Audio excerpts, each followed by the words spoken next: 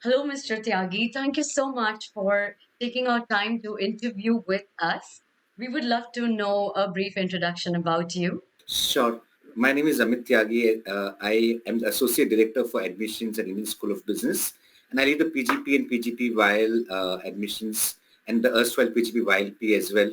I have been here for last 5 years, and I love interacting with students, and that's why when this opportunity came up, I wanted to take this opportunity to interact with all of your students on your platform, and look forward to also clear a lot of doubts in this particular session which the students might have, especially with the new PGP YL program coming in.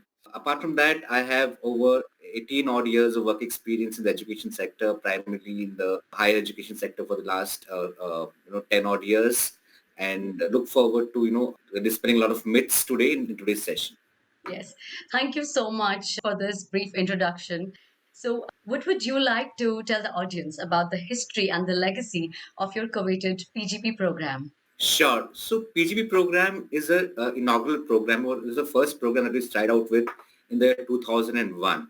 And when we were being established in the year 2001 with the PGP program, the idea was not to reinvent the wheel, but bring in the world's best in terms of management education, the curriculum, the processes, the systems, the faculty, right here to the heart of India, and teach management curriculum with the Indian context, in the Indian context through the global best practices and global curriculum. And that's why we did not want to reinvent the wheel, but we, partnered with the world's best universities and B schools. We partnered with Kellogg and Wharton as a founding associate B schools. And they Yes. helped us set up this institution in the initial years. They shared their curriculum, their faculty members. And within a very short span of time, we were recognized as among the best teaching institutes in the management education space, not just in India, but also in the wider Asian region. And Yes. that's when we realized that any top educational institution in the world is not just a knowledge disseminator, but also a knowledge creator. And that's when we partnered with, the London School of Business and the Fletcher School at Tufts University. And this, along with the other four associate B schools, they also helped us set up a research practice at ISB. So much so that we are now known for a cutting-edge research-based curriculum. We have research centers across our two campuses and centers of excellence in research. And we are also ranked very highly, in terms of research practice. We are number one in the country in terms of research as per the latest FT Global MBA rankings, and number 52 in the world. The whole effort was to create a global institution right here from the heart of India. And within the last 22 years, we are now recognized by various top publications and agencies as among the world's best B schools. So if you look at the latest FT Global MBA rankings 2024, Yes. we are ranked 31 in the world and Right. number one in India and Yes.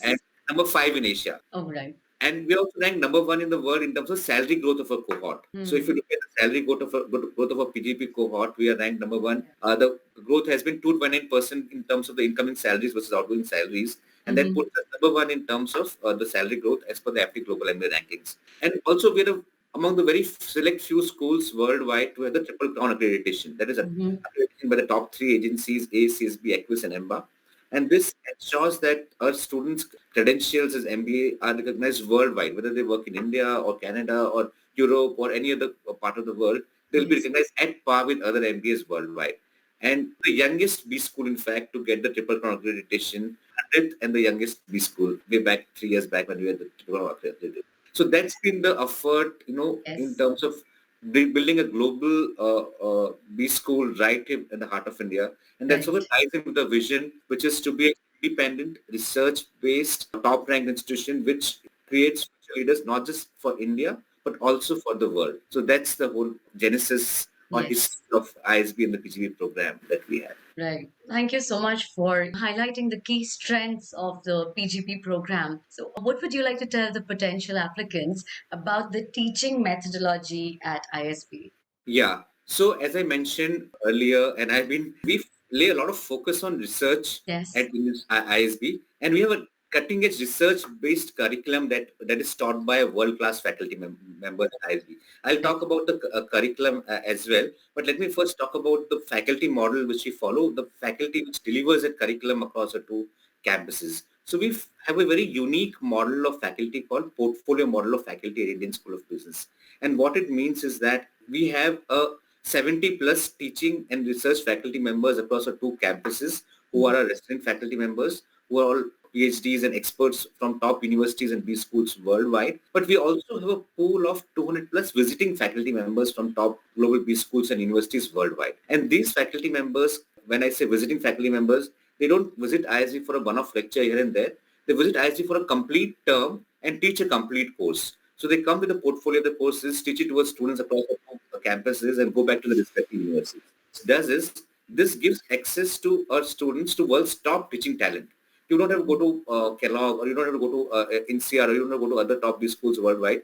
Their faculty members are coming to ISB and taking their courses right here across our two campuses. Two examples come to my mind when I talk about faculty members. A lot of others were very great faculty members, but if I have to talk about two, one is Mr. Krishnamurthy Subramaniam. He is the former Chief Economic Advisor to the Government of India and currently the Director at the IMF, Executive Director at the IMF as India's representative.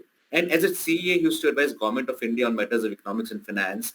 And at IMF, he does so with other governments and worldwide. And he's also a faculty member at ISB for the last decade and a half, more than a decade and a half. So imagine learning finance and economics from somebody who advises various governments worldwide on those matters. Second example is Mr. Edward Rogers. So he is a former chief knowledge officer at NASA. He's a rocket scientist, and as rocket scientists, they deal with complexity day in and day out, right? Yes. And at ISB, he's been teaching a course called Managing Business Complexity for the last decade and a half. So imagine Right. learning complexity from somebody who's a foremost exponent of that topic in the world. So that's the kind of teaching talent we're able to bring through because of a unique model of faculty that we follow at Indian School of Business. The curriculum, as I mentioned earlier, is backed by cutting-edge research. We have 5 research centers at Mohali and 6 centers of excellence at Hyderabad, which undertake practical application-oriented research in collaboration with industry. This is, they come to faculty members to solve the problems, and that research invariably flows into the classroom to the experience of the faculty members to the curriculum that they set. In Right. terms of the classroom learning, we follow the case study-based methodology like the top B schools do. And Right. for a case study-based methodology of learning, you need to have two key things in the classroom. One is, work experience. Other is diversity. So we ensure that for the PGP, people have at least 2 years of work experience All in right. the classroom. And we have a very diverse classroom. We have different backgrounds. We have a good ratio of engineers to non-engineers. We have 47% women in the class, which is at par with top global B schools. So this ensures that students learn from each other's experiences to the discussions that they have in the class. So a term is structured, the one-year program term is structured around, 8 terms. In the first 3.5 terms, the student will learn core courses, which will build a foundation of cross-functional foundation. They learn about the nuances of how a enterprise runs, but taking courses on marketing, strategy, accounting, stats, and so on and so forth. And they have an option to also take flexi core courses where they can start building their interest towards the specialization that they're going to take. Eventually, the specializations are decided by the electives which they're going to take, and they're going to take 18 electives in the next 4.5 terms, the last 4.5 terms of their PG program. And these are supplemented by various experiential activities that we have in terms of working on industry projects through the experiential learning project that we have, which is a live project that the students work on. There are pro bono projects and so on and so forth. So we aim to give our students foundational learning. We aim to give them customized tracks which they can choose in terms of specializations. There are 10 specialization offer, which depend, of course, on the kind of electives that you take. And then we supplement it with experiential learning, mentorship, coaching, mentorship to industry experts which come to the campus. And the very important aspect I want to touch upon is the block learning concept which we are introduced from this year. In the block learning concept, the students take one complete course in 1 week. They study for 20 hours in 1 week in the classrooms, and these courses are taught by industry leaders. Somebody who's working in, let's say, HLL, coming and teaching you a course called Marketing in Practice. Somebody who's working with, managing a PE firm, coming and teaching you what happens in a PE firm. So these courses are hands-on, practical, experiential courses which you learn right from an industry leader in the ISB classrooms. So that's in a sense what our curriculum is all about. A long answer, but I wanted to give a flavor to the audience on what the classrooms at ISB, what they can expect in the classroom at Indian School of Business. Right. I mean, it's really interesting how there is so many industry areas that the students can focus on and also get mentorship from experts, and they have a very nice life both in and outside the classroom, which is very, very interesting. So applicants are generally very curious to know about the placements and the potential recruiters. So if Hmm. you can just share some details about the industry wise placement statistics, or maybe the companies that recruit regularly from ISB, or anything else that you wish to share Sure, about sure. I'll placements. briefly touch upon the placements. Although, Yes. students, the candidates can look up to our website. There's a link called Hire from ISB, where we have reports for the last 5 years placement seasons. Mm-hmm. Placement reports are available, which will give you details in terms of the kind of organizations which recruited, the salaries function-wise, salary industry-wise, salaries, even in terms of the work experience bracket of the people. All those details are there. I won't go much in depth because people can look it up on the website. But what Sure. I'd like to highlight here is one key difference in placements at ISP is that our placements are done by a professional placement team. So we have people working out of 4 offices in the country, and their mandate is to ensure that they build relationships with organizations and corporates and bring them to campus year after year to recruit our students. The second vertical of the placement team is also the learning and development part. So we ensure that it's not just about the opportunities on campus. It's not about bringing companies on campus. It is also to ensure that students are ready, in terms of the interview preps, in terms of understanding the awareness of industries and functions they're targeting, and their own strengths and weaknesses. So we do a lot of workshops for students. We do a lot of mentorship sessions by alumni in terms of preparing the students for placements. Mhm. And that's the part that is all done by a professional placement team, which we have at ISB, which guides the students in terms of their career choices, in terms of, the kind of how to apply to organizations and so on and so forth. So if I were to look at the placement season last year, so even though, the current prevailing situation where the economy is not doing that great, we still had 1,208 offers for our students last year, a batch of around 830 students, and they had an average salary of around 35 lakhs plus. 80% of our students, they've secured salaries of 35 lakhs plus in the placement process last year.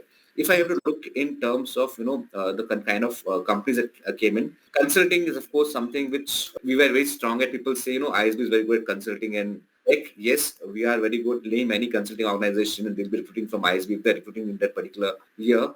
And tech also, all the top organizations come to ISB and recruit at ISB. But we also have a huge depth in terms of various other functions. So we have few companies from finance, we have companies from marketing, we have companies from, the impact sector and so many others coming at ISB. But consulting, tech and finance are the top 3 functions which receive the maximum interest from students in terms of hiring. And a lot of students also went into impact consulting, working with NGO sectors and so on and so forth at ISB because we offer a specialization in public policy also to our students. All right. Okay, that's a very detailed insight on the entire placement scenario at ISB. So, for the audience, would you like to throw some light on selection process, and what are a few broad qualities and accomplishments that you look for in the candidates? Sure, sure. So, at ISB, we follow a very holistic selection process in the sense that, we do not have cutoffs on individual parameters.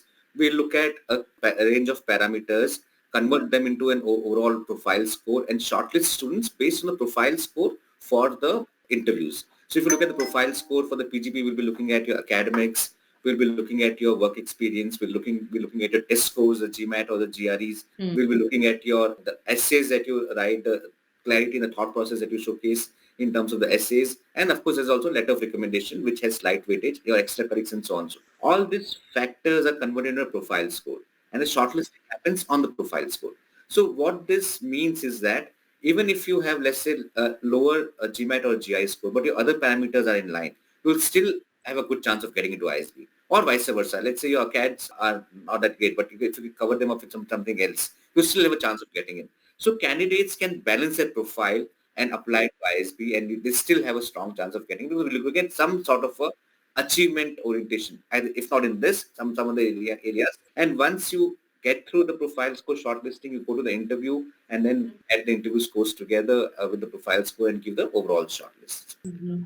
Okay. So, how has the advent of artificial intelligence affected the application assessment process, and what would be your advice to the applicants regarding the usage of AI? Yeah, so AI, we believe, is here to stay. And, we will encourage students to, use tools to ensure that they are able to turn in good applications, spell check, the Grammarly and other tools. What I'll not suggest to candidates is to get your essays written by AI, because we have, the topics of essays are such that they're deeply personal in nature. Right. Even if you get your essays written by AI or use AI in writing your thoughts, Mm-hmm. then it may not be your thoughts, and because essays will eventually also be discussed in the interviews. So if you want to use AI in your application, feel free to do that, but you will not be able to justify that those things in the interviews because of the kind of topics that we have incorporated in the application. We want to know you as person. We don't want to know a AI tool. So idea is go ahead and use tools, but let the thought be yours, let the essays be yours. At the Right. core of your essays should be your essays. We also use a lot of AI tools for evaluating applications, at least to supplement the human effort. And I would advise candidates to be original in their applications, especially in the essays and in the data that they do, and we are perfectly fine with that. All right. Yeah, and I agree that, using AI for essays, I think they lack the depth that is Correct. there. That personal touch is not there, and it wouldn't be right to do that. Yeah. Yeah. And essays are about personal touch because there's one component which is the evaluation, of course. The second component is also in the interviews. And in the interviews are not GK based on Mhm. knowledge based. They're more on an interaction on your aspirations and motivations. So if you're not thorough, if the essays are not yours, even if they're written by another human, you will Yeah. find it difficult to, have an interaction on those essays. And the interviewers are highly trained. They are all essentially LMs who have gone through the process themselves, worked in the industry for few years, interviewed thousands of people. So they Hmm. they would easily Yeah. understand what's written by whom and what's not written by somebody else. So I'll not advise people to use AI for expressing your thoughts, but feel free to do that if you want to use other tools to make your application a bit more the errors error free and so on and so forth. Okay. Absolutely.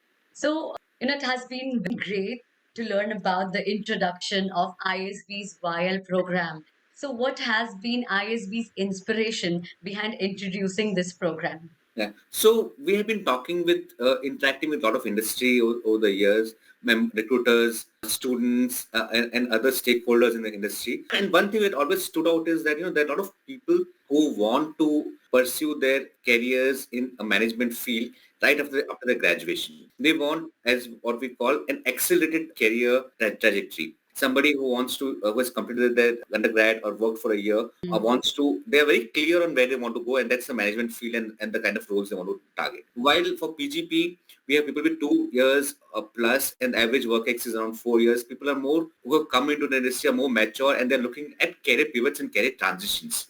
Right. Right. So that's the key thing which we realize, that there is a set of students who want to have an excellent career trajectory. And since we have those recruiters who also are looking at such students, so that's the idea behind introducing this particular program for students who want an excellent career in management right after their graduations or with low work ethics. All right. So many European B schools like HEC Paris, London Business Schools, they offer the MIM programs for students with no or less work experience. And then they offer MBA programs for students with higher amount of experience. So would it be fair to draw a similar analogy with ISB's PGPYL and ISB's PGP program? Yeah, so I would compare with HEC or other B schools, but Yeah. the idea here is with ISB that we think for students in the Indian context. And as I mentioned earlier, there are distinctly two set of people who want an extra career right after the graduation. So for them, we are offering this particular program, which is equivalent to an MIM, as HEC Price is also an MIM. And then there are people who are looking at career transition and career pivots after working for 3-4 years in the industry. And there are those six distinct sets of people. So that's the whole idea. So Right. so I won't compare it with any other school, but we have, when we thought of this program, the whole Mhm. idea was to cater to the kind of Indian students that we have All in India. right. Okay. So, how is the PGPYL going to be different from the 2-year MBA programs that are offered by IIMs and many other premium Indian institutes? Yeah. So one key difference that I can talk right away in the PGP, while which I think is a very key difference here, is that in terms of curriculum, what we see now for people working in this industry is that it's not just about core business concepts that people need to know.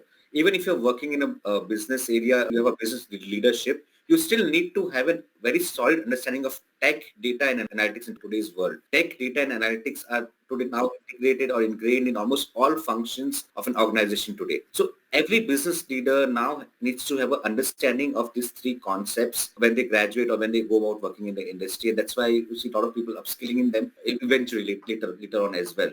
So we have ensured that in this particular program, in the curriculum, tech and analytics are integrated in various aspects of the program. So even in terms of the curriculum, we'll see that there'll be certain tracks where students can also learn languages like Python, which are required for data synthesis and analysis. Learning a lot of courses on AI, understanding AI, and the uses of AI in business and so on and so forth. So the curriculum will have tech, data, and AI integrated. That's one key difference that we foresee in the curriculum for the particular program. And this will enable the graduates of this particular program to have a solid understanding of these concepts and how to integrate them in business scenarios once they move into organizations and industries. All right. So, we learned for the first intake, ISB plans to take about 100 to 150 students for YL.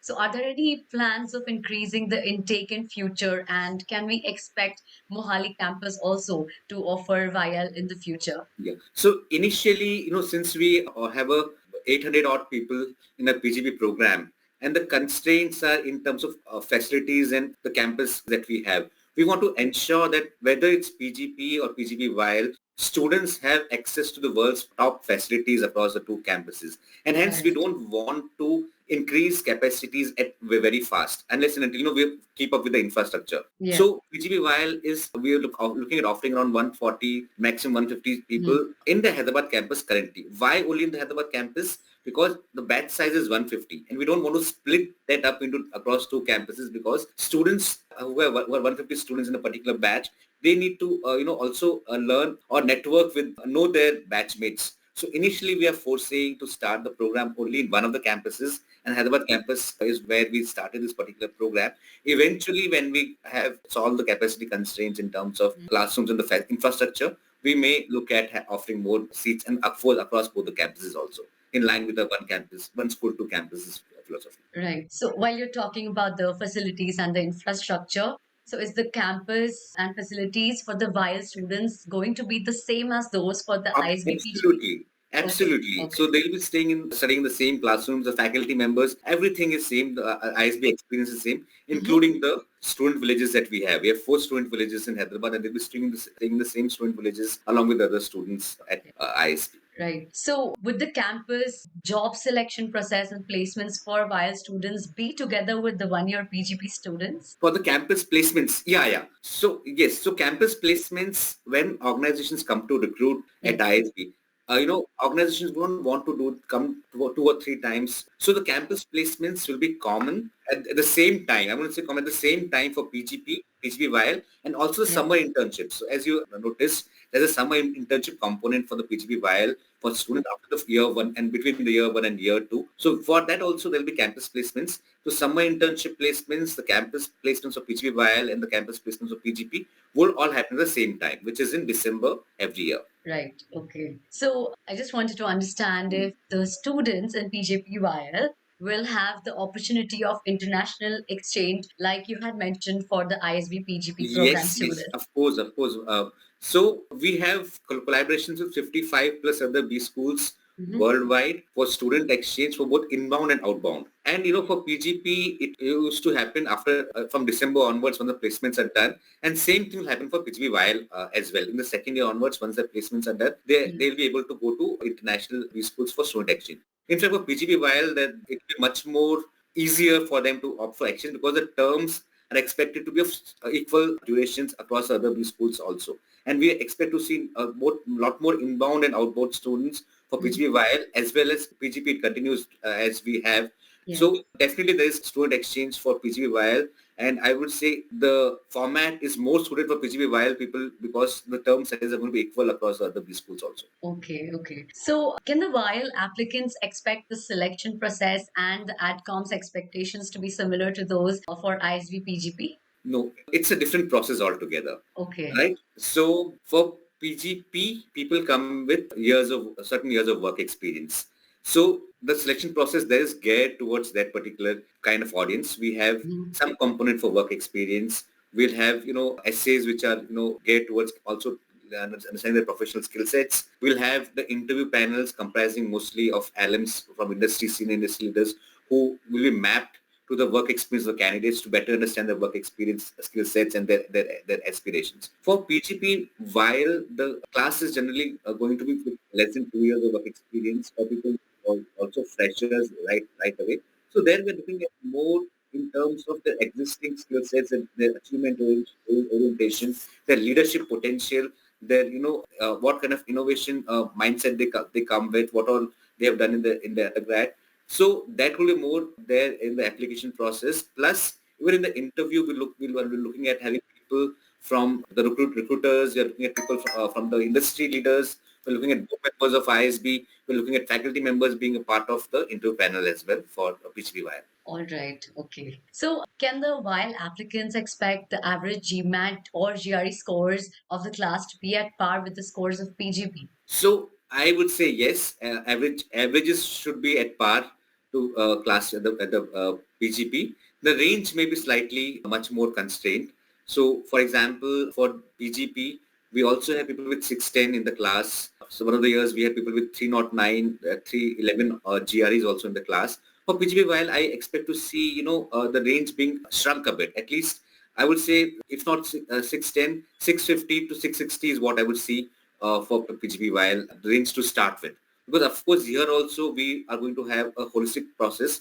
That's been a core USP for the PGA program, and the same will continue for PGA while will not reject people based on just one particular parameter, whether it be academics or the test scores. We'll look at them in a holistic way in terms of what they bring to the table. It could be something else. Maybe somebody is a national level player. Somebody has publications in reputed international journals. Somebody has have a great internship in a top organizations. All those things also will look at for PGPY. Right. Yeah, I'm sure there's so many things that are taken into consideration for the selection process.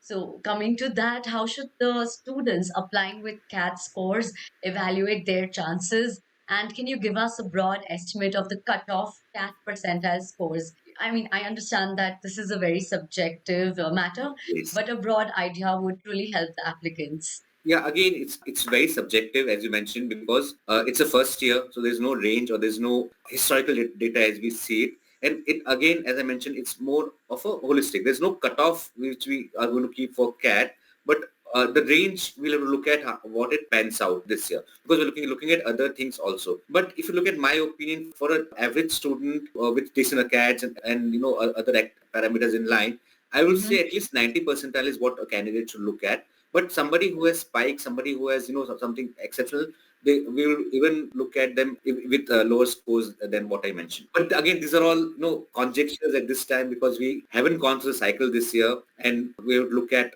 what the ranges work out to be for next year.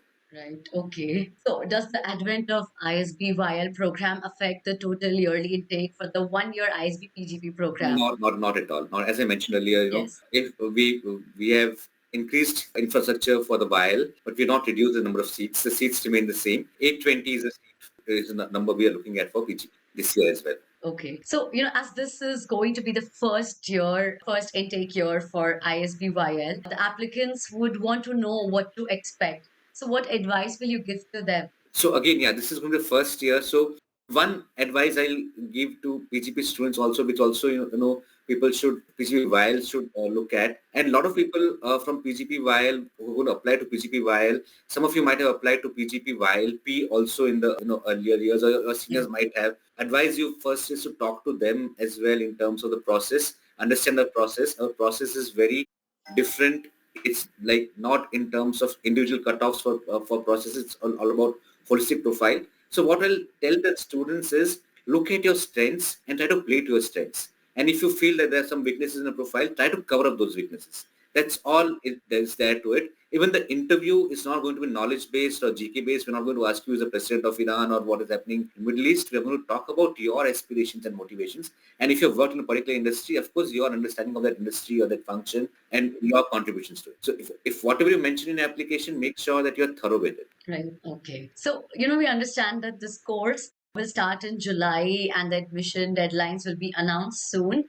So, can you please give us a broad estimate of the number of rounds of applications and the broad timelines? Sure. So we already announced the round one deadline. There are going to be two rounds. So you can, all of you, the students who are listening in can, go to the website and start looking at the portal.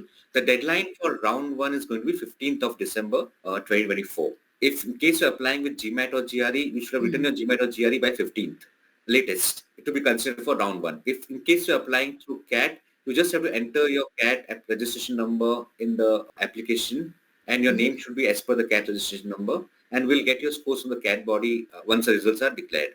Right. The round two deadlines will be in March end. The exact date will announce or closer to the end of round one, but it's usually expected. It's on a Sunday and usually would be around last Sunday of March.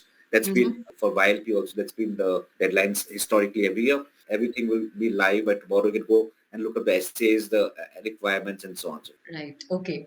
So, what are a few common mistakes committed by the applicants in their applications, and what would be your advice to the potential applicant? Right. I'll just look, of course, there's small things like, spell checks or grammar. I won't touch upon them. One thing I'll advise the candidates is, don't look at your application as discrete set of fields to be filled in, contact information or resume or other things. It's all a canvas and you paint your narrative on the application. So we are looking at your narrative and everything that you mention in the application should lead up to that narrative. For example, just give a very basic example. Let's say in your essays, in your CADs or the things you have mentioned that you want to be a finance professional and you Yeah. want to talk about you go to finance field and everything is skewing towards Mm-hmm. finance. And then when you talk about activities or interest, you talk about major activities was head of marketing club or won a certificate in class 10th in marketing. That doesn't add any value. Even Mm-hmm. if you want to mention certificates way back, add certificates or activities which align with what the kind of narrative that you are building in. So narrative building is very important in the application. Don't look at it as a discrete set of fields to be filled in and be done with. It's all about building a narrative which will also help you plan out your preparation for the interviews, because this is what you enter in the application will be your narrative in the interviews also. Right. I think it's more of a storytelling process where you would like the students should share their entire story with. Exactly. Yeah, yeah. Okay. So, is there any final message to all the potential applicants of ISB watching this video? So again, at the risk of repeating myself, I'll just say we have a very holistic selection process. Don't look at us, if you have a low GMAT score or a low GRE score, or if you have low CADs, look at your strengths, highlight your strengths and overcome your weaknesses. Look at your profile in totality and then, put your best foot forward. So don't just, self-reject yourself or don't just think that you'll get through because you have a high GMAT score or GRE score. Hmm. Everything is important. I've seen candidates who have had 770 GMAT scores but have not given good, attention to the application or the interviews or not got through. So look at your overall strengths, try to cover up your weaknesses, and then step into the application process. That's my key advice. Again, I'm repeating this, but this is very important for all the candidates who apply to IS. Right. Okay. So this has been a very, very insightful session, Mr. Tyagi. We're so thankful to you for sharing all the details with us. And I'm very, very sure that a lot of students are going to get a lot of help by watching this video and with your insightful details. It's a pleasure to be here on this platform, Dikshita, and as many students who see the video and get their doubts cleared or are able to understand about our offerings. That's Yes. the whole goal of our team, and always happy to do this. Right. Thank you so much, Mr. Tyagi. Hope you have a great day ahead and all the best for the round one. Thank you, Dikshita, and all the best to all the students who are looking at this video. If you need any help, do reach out to our admissions team, and we'll be happy to connect with you as well. Right. Okay. Thank you so much. Bye. Bye bye.